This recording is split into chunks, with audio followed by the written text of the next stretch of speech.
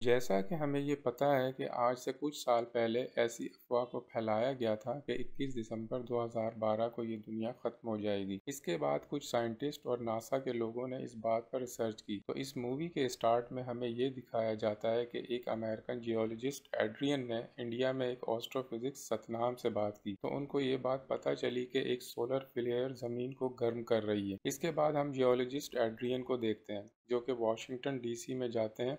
वो वहाँ पर जाकर चीफ ऑफ स्टाफ को अपनी सारी इन्फॉर्मेशन के बारे में बताते हैं। चीफ ऑफ स्टाफ एड्रियन की सारी इन्फॉर्मेशन सुनने के बाद उसको अमेरिका के सदर के पास ले जाते हैं। इसके बाद हमें 2010 का सीन दिखाया जाता है और सभी प्रेसिडेंट के साथ एक सीक्रेट मीटिंग रखते हैं और उनको बताते हैं कि हमारी ज़मीन ख़त्म होने वाली है और वो सभी लोग एक सीक्रेट प्रोजेक्ट को स्टार्ट कर देते हैं। इसके बाद चाइना के आर्मी ऑफिसर्स भी अपने एक मिशन को स्टार्ट कर रहे थे।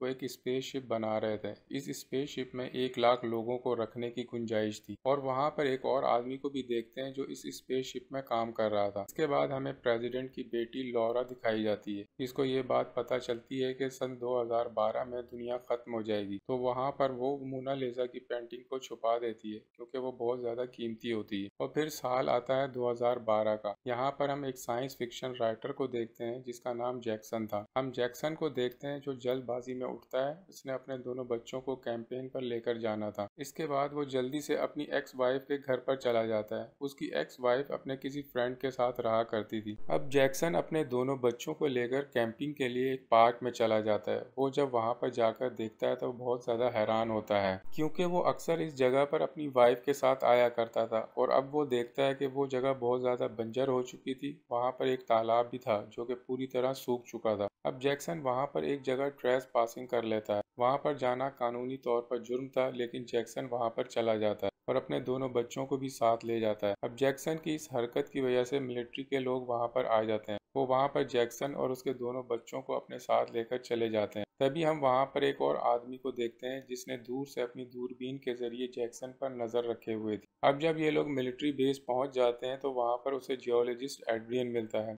एड्रियन जैक्सन से मिलता है और उसे बताता है कि उसने उसकी किताब पढ़ी है। इसके बाद वो अपने मिलिट्री के लोगों को कहता है कि जैक्सन को यहाँ से जाने दें। अब हम उस आदमी को देखते हैं जो कि दूर खड़ा दूरबीन से देख रहा था।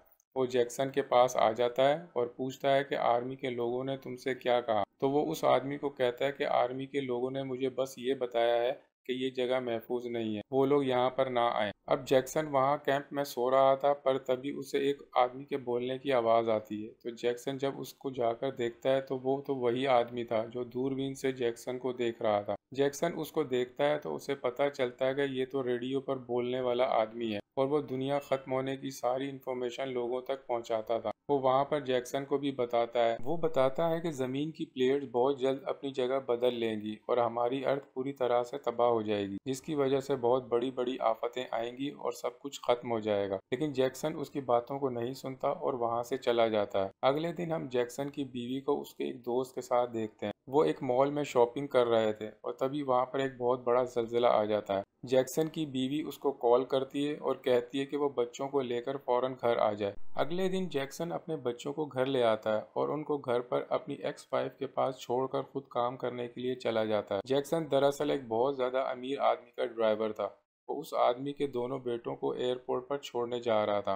तभी हम वहां पर देखते हैं कि कैलिफोर्निया में एक बहुत बड़ा जल्जिला आ जाता है। जैक्सन जल्दी से गाड़ी में घर जाता है और अपनी फैमिली को लेकर उनको सेव करने की कोशिश करता है। यहाँ पर यह जल्जिला इतना शदीद था कि पूरा कैलिफोर्निया जमीन के अंदर चला जाता है और सभी घर दो हिस्सों में बढ़ जाते हैं और सभी गाड़ियां जमीन के अंदर जा रही थी। सारा निजाम धर्म भरम हो चुका था और कोई भी चीज अपनी जगह पर सेफ नहीं थी। यहाँ पर सारी बिल्डिंग्स गिरने लगी थी और सभी इंसान जमीन के अंदर दफन होने लगे थे। यहाँ पर जो भी पुल थे, कारें थी, बिल्डिंग्स थी, सभी जमीन के अंदर चली गई थी। ये एक बहुत ही तबाहकुन जल्जला था जिसमें कैलिफोर्निया के सभी लोग मारे गए थे। जैक्सन मुश्किल से सबकी जान बचाते हुए एयरपोर्ट पहुंच जाता है। जैक्सन जब एयरपोर्ट पहुंचता है तो वहां पर वो अपनी एक्स वाइफ को बताता है कि गवर्नमेंट एक सीक्रेट मिशन पर है और इस सीक्रेट मिशन में वो एक स्पेसशिप को बना रहे हैं और इस स्पेसशिप तक पहुंचने के लिए एक मैप है और वो मैप सिर्फ उसी आदमी के पास था जो जैक्सन पर दूरबीन से नज़र रख रहा था। अब जैक्सन उस आदमी के पास उसी पार्क में चला जाता है। तभी वहां पर एक बहुत बड़ा आतिशफिशा आ जाता है जो बहुत बुरी तरह से फट जाता है और उसमें से लावा निकलने लगता है।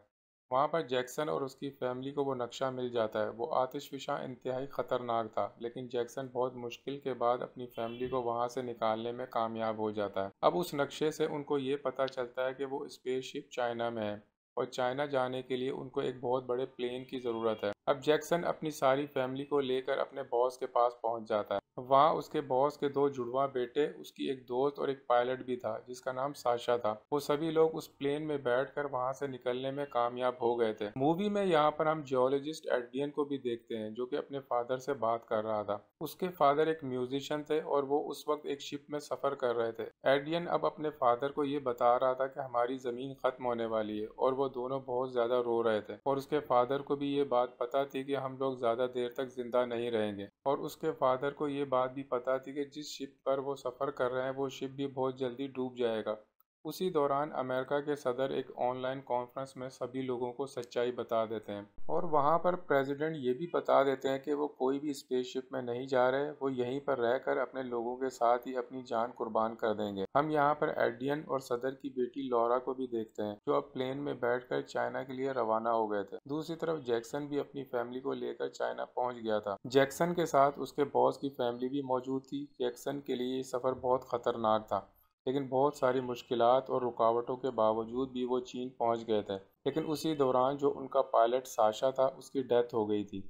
उसी दौरान हम ये भी देखते हैं कि अमेरिका के सदर सभी लोगों के साथ एक जल्जले में मर जाते हैं। दूसरी तरफ एडियन के फादर जो एक शिप में थे वो भी मर जाते हैं, क्योंकि जिस शिप में एडियन के फादर सफर कर रहे थे वहां पर समंदर में एक बहुत बड़ा तूफान आ गया था। इसके बाद वो शिप डूब गया था और उनके फादर की डेथ हो गई थी। दूसरी तरफ जब एडियन को ये बात पता चलती है, जो उसका इंडिया में दोस्त एस्ट्रोफिजिक्स सतनाम था उसकी भी डेथ हो गई है। अब एड्रियन को ये बात पता चल गई थी कि सभी लोग आहिस्ता आहिस्ता मर रहे हैं और वही लोग सिर्फ बच सकते हैं जिनके पास 1 बिलियन यूरो है और वो ये पैसे स्पेसशिप में जाने के लिए देंगे। ये सुनकर एड्रियन को बहुत ज़्यादा बुरा लगता है। वो कहता है कि और भी ज़्यादा लोग बच सकते थे, लेकिन जिनके पास पैसे हैं वही सिर्फ स्पेसशिप में जा सकते हैं। दूसरी तरफ हम देखते हैं कि चाइना की आर्मी वहां पर आ गई थी और जो जैक्सन के बॉस थे जिनके पास ग्रीन कार्ड था उनको स्पेसशिप में जाने की इजाज़त दे देते हैं। लेकिन जैक्सन की फैमिली को उस स्पेसशिप में जाने नहीं दिया जाता क्योंकि जैक्सन के पास कोई भी ग्रीन कार्ड नहीं था।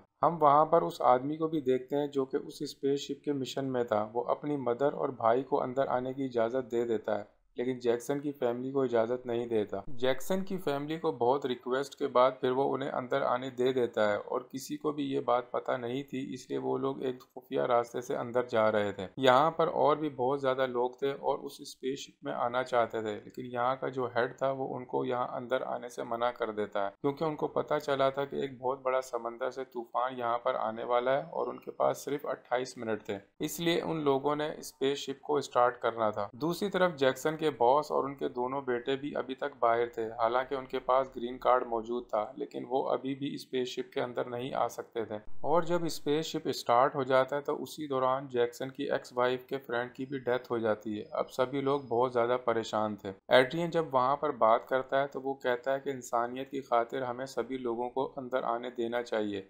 अब वो उसकी बात को मानकर स्पेसशिप के दरवाजे को खोल देते हैं और जितने भी बाहर लोग थे वो सभी अंदर आ जाते हैं। दूसरी तरफ जैक्सन भी एक खुफिया रास्ते से अपनी फैमिली को लेकर उस स्पेसशिप के अंदर आ रहा था। तभी वहां पर स्पेसशिप के इंजन में कोई खराबी आ जाती है जिसकी वजह से स्पेसशिप का दरवाज़ा बंद नहीं होता और तभी वहां पर पानी का तूफान आ जाता है। पानी स्पेसशिप के अंदर आने लगता है। अब सबको ये लग रहा था कि स्पेसशिप पानी में डूब जाएगा क्योंकि अंदर बहुत ज़्यादा पानी आ गया था, क्योंकि वहाँ पर इस स्पेसशिप के हाइड्रोलिक में जो टूल फंसा हुआ था जब तक वो नहीं निकलेगा स्पेसशिप का दरवाज़ा भी बंद नहीं हो सकता था।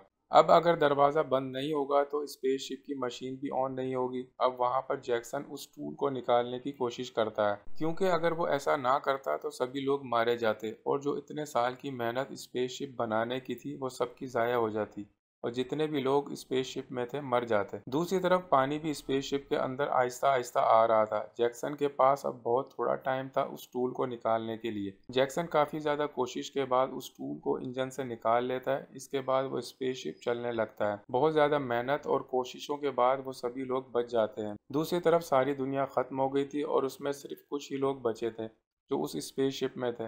वो सभी लोग बहुत ज्यादा खुश थे और फिर इन लोगों का एक नया साल शुरू होता है और इसी के साथ ये 2012 की मूवी यहीं पर एंड हो जाती है।